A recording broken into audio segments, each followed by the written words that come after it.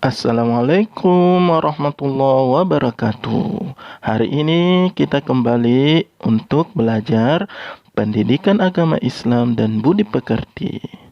Tapi sebelumnya, seperti biasanya, kita tetap harus berdoa sebelum belajar. Doa sebelum belajar. Ayo kita mulai. Bismillahirrahmanirrahim. Rabbighfirli waliwalidayya walil mu'minina amin.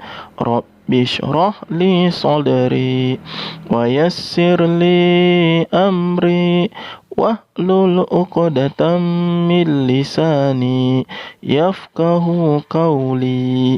Amin. Pada kesempatan hari ini, kita masih belajar tentang hati tentram dengan berperilaku baik. Ada di pelajaran 7 dengan subtema mohon pertolongan.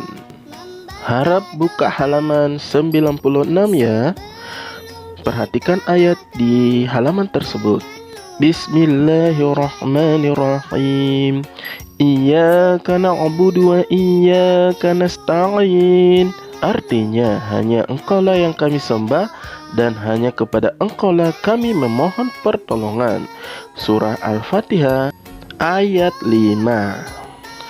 Ayat ini menyampaikan dua hal, yaitu yang pertama, hanya Engkaulah yang kami sembah. Artinya apa? Artinya bahwa Allah sebagai satu-satunya tujuan dalam beribadah. Kita tidak boleh menyembah selain kepada Allah. Dan yang kedua, yaitu hanya kepada Engkaulah kami memohon pertolongan.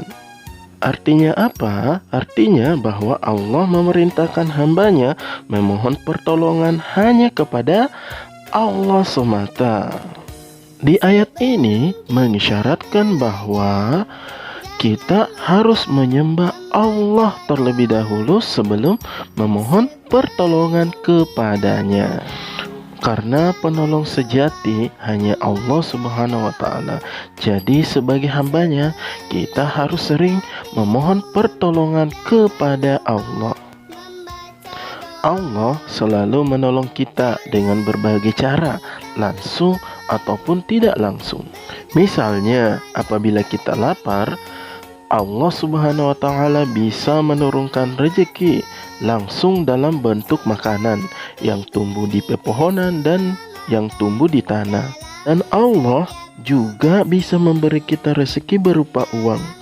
Dengan cara Allah memberi kita kesehatan untuk bekerja supaya mendapatkan gaji. Jadi, dengan membaca Iyyaka na'budu wa iyyaka nasta'in, kita selalu memanjatkan doa dan harapan agar Allah selalu menolong kita. Selanjutnya, kita lanjut ke materi cara memohon pertolongan kepada Allah, yaitu dengan berdoa kepadanya. Dengan cara salah satunya mengangkat kedua tangan kita. Berdoa seharusnya dilakukan setiap hari, baik di waktu sempit maupun lapang, di waktu sehat maupun sakit, di waktu senang maupun susah. Kita lanjut ke materi keutamaan berdoa. Keutamaan berdoa di antaranya sebagai berikut. Allah selalu bersama hambanya yang berdoa kepadanya. Karena berdoa itu cara kita mendekatkan diri kepada Allah Subhanahu wa Ta'ala. Jadi, sebagai anak yang soleh dan soleha, kita harus selalu memohon pertolongan kepada Allah Subhanahu wa Ta'ala. Karena kalau kita dekat kepada Allah dengan cara berdoa, maka Allah akan dekat dengan kita.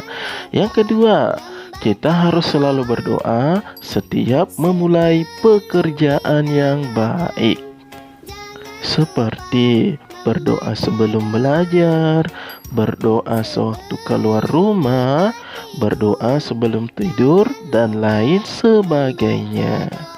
Ingat, Jika kita berdoa dengan hal yang baik, insya Allah Allah akan mengabulkannya sebagaimana di surah Al-Mu'min ayat 60 yang bunyinya seperti ini. Bismillahirrahmanirrahim. Wa qala rabbukum ud'uni astajib lakum. Yang artinya, dan Allah berfirman, berdoalah kepadaku, niscaya akan kukabulkan doamu. Untuk hari ini, Ustaz cukupkan materinya ya. Sampai jumpa di pertemuan berikutnya. Wassalamualaikum warahmatullahi wabarakatuh.